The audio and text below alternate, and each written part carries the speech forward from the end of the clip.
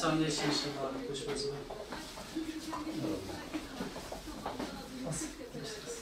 Amcam başlayın inşallah.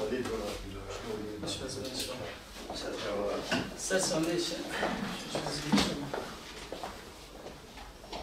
Başlayın inşallah. İyisiniz inşallah. İnşallah. Ses saniye inşallah. Ameliyatı kadar akile sağ olun inşallah.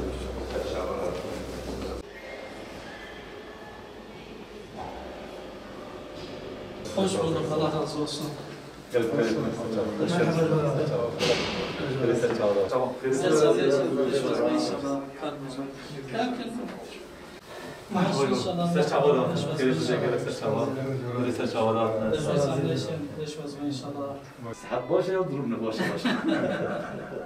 Valla durumu esnafa, durumu minibüsçüye, otobüsçüye yani sıkıntılıya. Toplum arasında yaşanan sıkıntıların haddi ve hesabı yok. Hem hayat pahalılığı, hem işsizlik, hem ahlaki ve manevi sıkıntılar çok fazla. En büyük kaybımız o. Evet, biz şu anda toplum arasında yaşanılan sıkıntıları tespit edip çözümü için bu işin takipçisi oluyoruz. Hüdapar Batman Merkez İlçe Teşkilatı olarak sahada bulunmaya, vatandaşlarımızı ziyaret etmeye, esnaflarımızın kapısını çalmaya devam ediyoruz.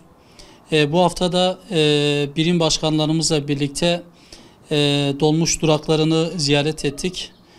Aynı zamanda okul servisi firmalarını da ziyaret ettik. Ziyaret ettiklerimizden sonra bugün de dolmuş duraklarına bağlı odaları ziyaret ettik. Şoförler odasını, aynı şekilde bugün yine minibüsçüler ve dolmuşçular odasını da ziyaret ettik. Yaptığımız ziyaretlerden sonra elde etmiş olduğumuz bazı bilgiler oldu. Tabii bunları biz paylaşmak istiyoruz. Özellikle okul servisi firması işletmeciliği yapanlar bu süreçte çok ciddi sıkıntılar çektiklerini ifade ettiler. Malum bir küresel salgın dönemindeyiz. Bu küresel salgın birçok sektörü etkilediği gibi hususen de okul servisi işletmeciliği yapan firmaları da çok ciddi manada etkiledi. Okul servisi işi yapanlar bir yıldır iş yapmamaktadırlar. Hiçbir gelirleri yok. Ziyaret ettiğimiz yerlerde de bu şikayetleri aldık. Hükümet bu noktada bazı destek paketleri açıkladı.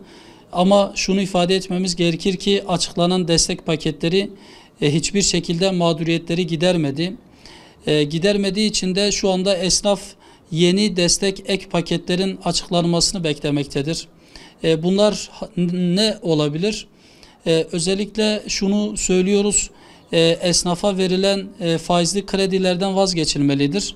Esnaflara, işletmecilere, pandemi sürecinden etkilenen girişimcilere faizsiz kredi imkanları oluşturulmalıdır. Ya da en az bir yıl ertelemeli krediler verilmelidir.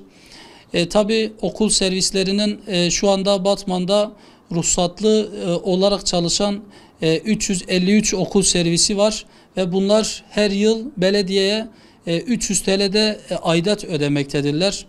Bu sene iş yapmamalarına rağmen yine de aidatlarını ödemişler. Dolayısıyla bu istekleri de var.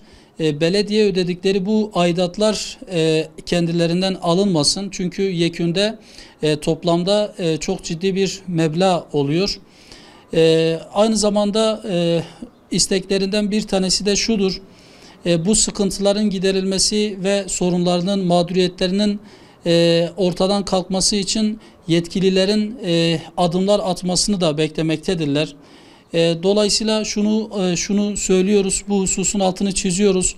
Özellikle pandemi sürecinden etkilenen esnaflar ve bu esnafların başında da okul servisçileri sıkıntılarının giderilmesi için adımların atılmasını bekliyorlar. Adımlar atılmadığı takdirde, ek çözümler ortaya konulmadığı takdirde bunlar sıkıntılar yaşamaya devam edeceklerdir.